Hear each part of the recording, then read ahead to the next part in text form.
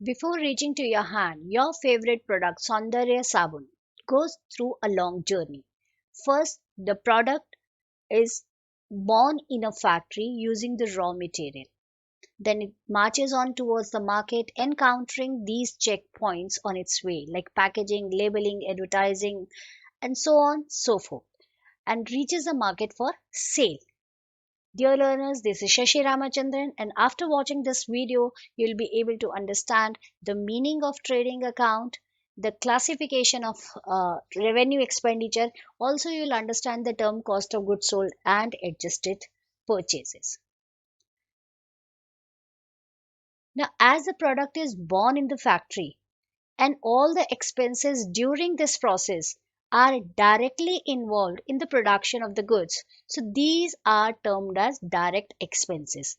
And the expenses incurred later on for packaging and labeling, advertising, office expenses, administration expenses, and selling expenses, these are basically termed as indirect expenses because these are not directly related with the production of goods. So here the revenue expenditures are divided further into two categories. One is the direct expenses, another is indirect expenses. Now the direct expenses, the expenses which are incurred to convert the raw material into finished goods. These are direct expenses, or we can say that any expenses related to factory or factory expenses are the direct expenses where the goods are converted from the raw material to the finished goods, like transportation and import duties, uh, paid for procuring the raw materials, wages paid to the workers, laborers, salaries paid to the supervisors, factory lighting, factory rent, fuel, gas, power used to run the machineries. All these are direct expenses.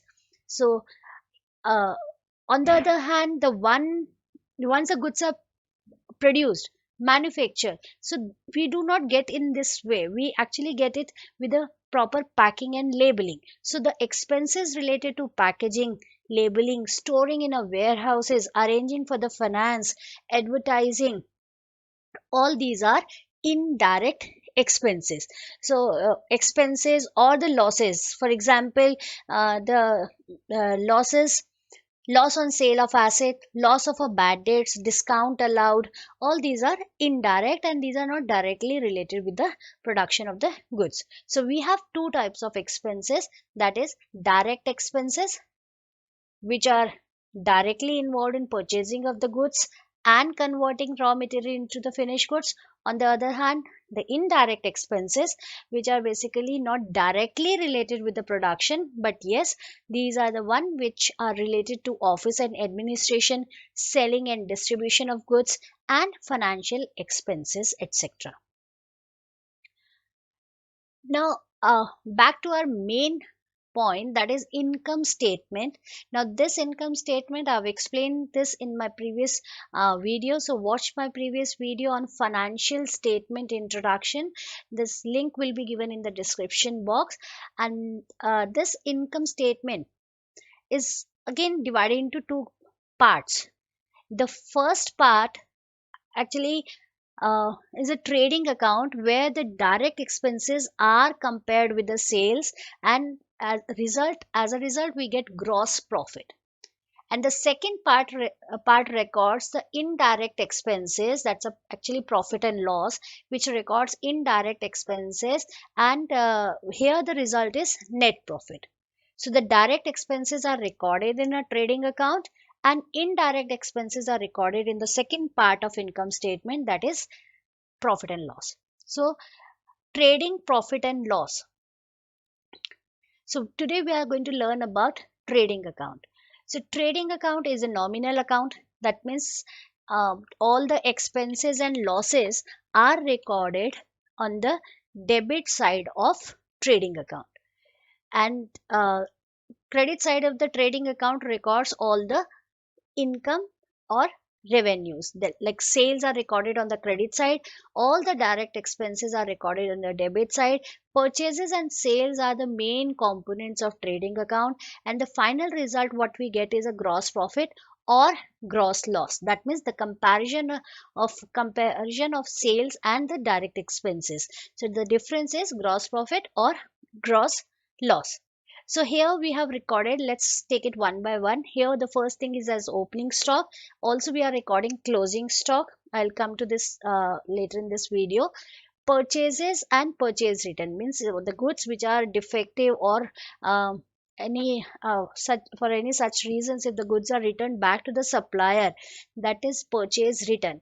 And here also if you see sales minus sales return, because these are the goods returned by our customers. So the difference of purchase and purchase return is net purchases, and sales return is net sales. So this is recorded in this way. So here what we have seen is like a trading account, it's a nominal account, and on the debit side we are recording all the expenses, credit side gains or revenues, and the difference is the difference resulted to gross profit or gross loss. Now students, if you see here, we have recorded opening stock and closing stock, but actually we record all the expenses. So let's understand this a new concept here, that is adjusted purchases.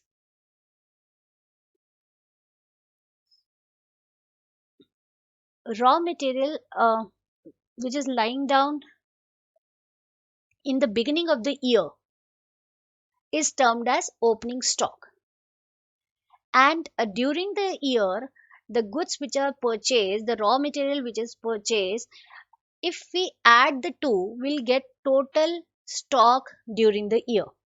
Now point here is, in a trading account actually we record the cost of producing the goods, or the cost of goods which are consumed, or the cost of goods which is actually used in the manufacturing process.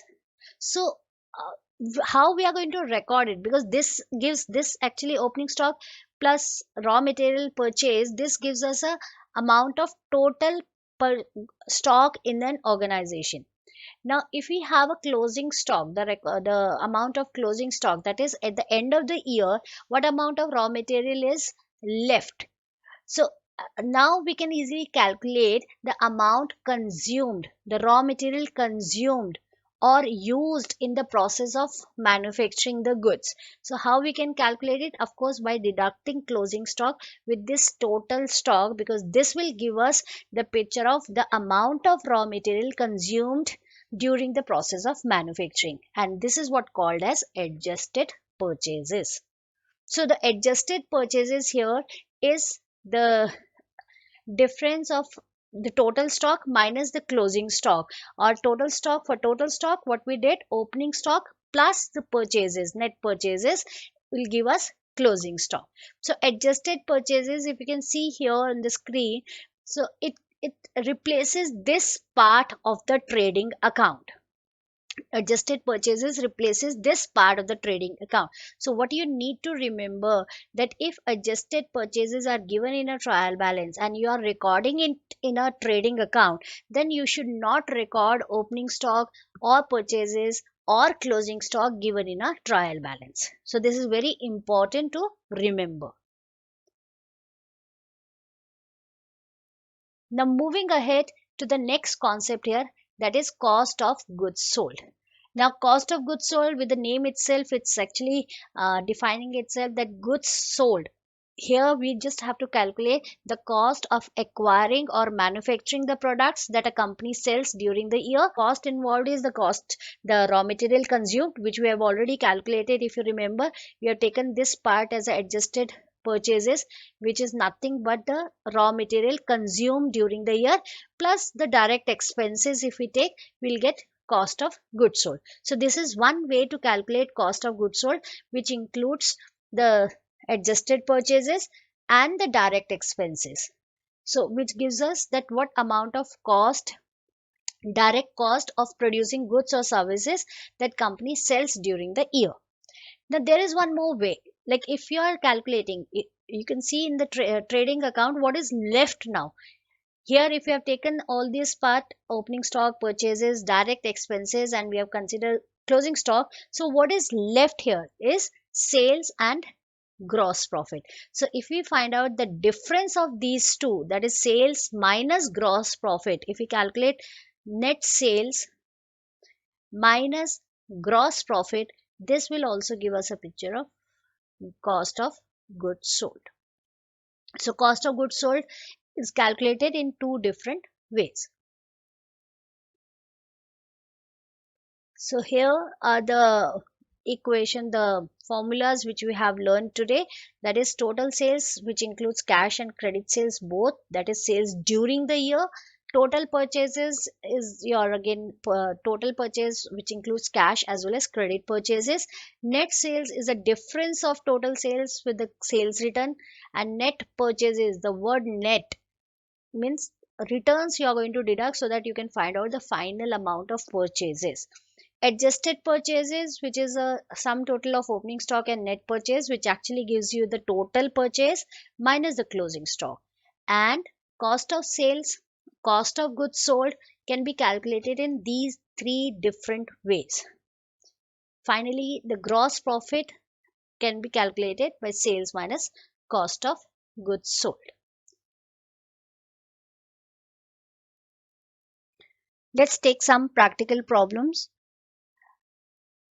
Question number 1 says that net sales in the year 2020 is rupees 2,85,000 and the gross profit is given as 25% on sales.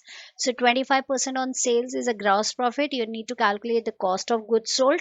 Here the cost of goods sold, we are going to use the second formula, that is sales minus gross profit. So cost of goods sold can be calculated by finding out the difference between sales and gross profit, and gross profit is given as one fourth or 25% of sales, which is one fourth of sales. So first step, we'll find out the gross profit and then we'll find out the difference between sales and gross profit, so that to calculate the cost of goods sold. Coming to the question number 2, where you are given with the total purchases during the year, which is 8 lakh, return outward, also called as a purchase return, is rupees 20,000. Direct expenses also are given as 60,000. In this question also you have to find out the gross profit.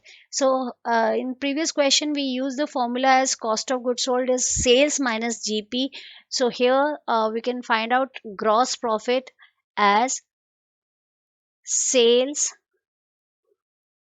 or I can say net sales minus cost of goods sold. So this is the way we can find it out.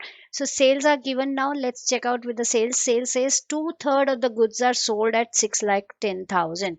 So here one important thing to remember when you're taking sales as sales are 2/3 part. So here the cost which you are going to compare with to find out the gross profit should also be 2/3 of this cost of goods sold. Then only you will get the correct profit. Otherwise this cost actually, when you calculate the cost from these figures, you'll get a full cost of goods sold, or you can say the cost of entire production, but only 2/3 part is sold. So you need to find out 2/3 part of the cost so that the comparison will be correct and you'll get a correct gross profit. So here comes the solution. So in the first step we have calculated cost of goods sold, which are net purchases and plus the direct expenses. So direct expenses and the net purchases will give you cost of goods sold. And then the next step we have compared the two, and here while comparing or finding out the gross profit, you are taking sales minus cost of goods sold. But remember, as I said, the cost of goods sold is 8,40,000 and you are calculating 2/3 part of this so that we can get a correct gross profit. Moving to the next question, where you need to find out cost of goods sold and gross profit. Let's check out the figures given here. You're given with indirect expenses, direct expenses, sales, net purchases, return inward, which is sales return, and a return outward, which is return outward is your purchase written, and opening inventory, that is opening stock, and adjusted purchases. So just recall what is adjusted purchases here. It includes opening inventory, purchases, and deduct the closing inventory which is missing here. So when I take adjusted purchases for calculating my cost of goods sold, I'm not going to take opening inventory and as well as net purchases. Reason, it's already included in this part. Now, if I say instead of taking adjusted purchases, let me go with this thing only, opening plus purchases plus direct expense minus closing stock to calculate my cost of goods sold. I can't use that formula. Reason being, closing inventory is missing here. So I'm going to take this amount only, that is adjusted purchases, to find out again which covers up my purchases, opening inventory, and closing inventory, and just I have to take a direct expense to find out my cost of goods sold, and then rest of the things will remain same, because again I have to calculate my gross profit. So how I've calculated cost of goods sold here, adjusted purchases plus direct expenses. This includes opening inventory, closing inventory, as well as net purchases. So this gives me the picture as cost of goods sold is 78,600. Then I've calculated gross profit, which is sales minus cost. We are in sales. For sales also there's net sales, so I need to deduct this net sales written from my total sales. So this is a solution. Moving to question number 4. Here, need to calculate the net sales, gross profit, and cost of goods sold is given. So same formulas, but we are just twisting it. We have to find out the missing figure. So here it says net sales, gross profit, and cost of goods sold. Here the gross profit is 20% on sales. So now, if you remember your question number 1, where the question says 25% on the sales and the sales were given to us, but in this question, if you see, the sales are not given. The figure of sales is not is missing actually, and you are given with the cost. Now, relation between cost and sales is like cost plus profit is equal to sales. So you're given with cost, you're given with the percentage of profit, but this percentage is on the sales. So what we can do is we can use a unitary method. One way is to find out with the unitary method, wherein we are assuming the cost as 100 and then finding out the figure. So just check out with the solution here. The first step, sales minus gross profit, is cost of goods sold, wherein 100 is a sales if this is assumed, and 20% on sales is a gross profit. So I've written here 20 because this gives me 20% on my sales which I have assumed as 100 is 20 rupees only. So this gives me cost of goods sold as 80. Now I'm using my unitary method to find out the missing one. So missing here, I have to find out my sales and my gross profit. So I can find out gross profit first or the sales, both are correct. So 80, if cost of goods sold is 80, gross profit is 20 here. So if cost of goods sold is 1 lakh, which is given in the question, then 20 will be like unitary method we are going to use, and we are going to find out the gross profit here. Now, once we get this gross profit, of course, we can easily find out net sales, or as I said, you can find out net sales with this unitary method first and then move ahead with the gross profit. Now, here the net sales by using that formula only, that will be cost of goods sold plus gross profit, which is equal to the cost of goods sold is given as 1 lakh, and the gross profit which is calculated here is 25,000, which comes to 1 lakh 25,000. So this is the way net sales is calculated. So with the help of unitary method, if you are calculating sales first, then you use this formula to find out gross profit. So this is one way. Now in this question, what new thing was there, that gross profit is given in percentage, but that was on the sales, wherein in the question the sales figure were missing. So same way it can be vice versa, that it can be 20% on cost and the cost figure is missing. So there is one more method which I'm going to explain you now, which is a like easy method, or you can say the concept remains the same. The only thing is that you can do the questions fast using that method. Now if you see here, if I say sales, the if I find out the percentage of my gross profit on sales is 20%, let's check out my gross profit on cost, because I'm given with the cost. If I get to know that what is my gross profit on cost, I think it will be easy. So gross profit here is 20 and the cost of goods sold is 80. So if I calculate this, this comes to 1 by 4. And sales gross profit on sales is given as 1 by 5. So can you see here, the gross profit on sales is 1 by 5, and if I take out in this way, gross profit on cost is 1 by 4. So this is also one way, by reducing the denominator by 1, you can find out that value. If okay, let me show you once.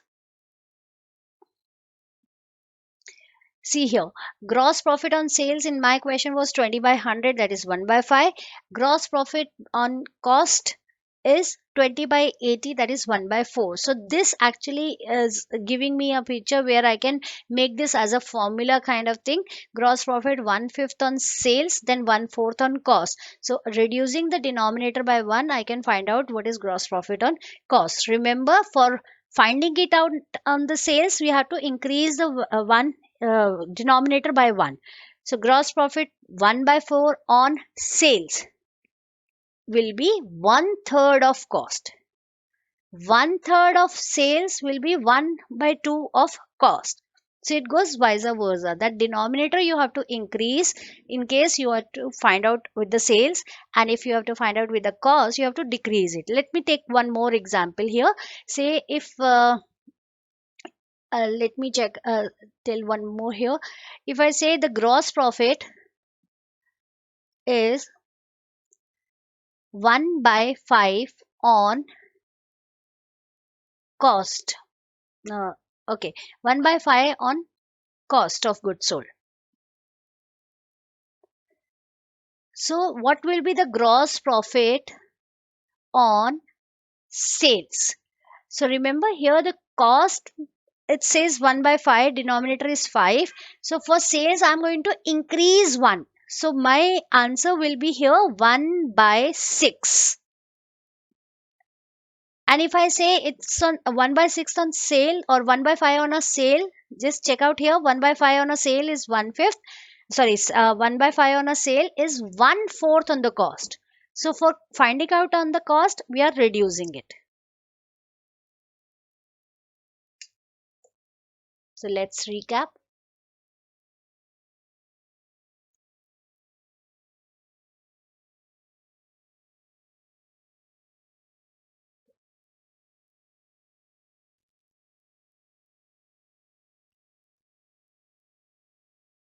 I hope you liked the video and share this video with your friends, and do subscribe to my channel Exuberant Learners.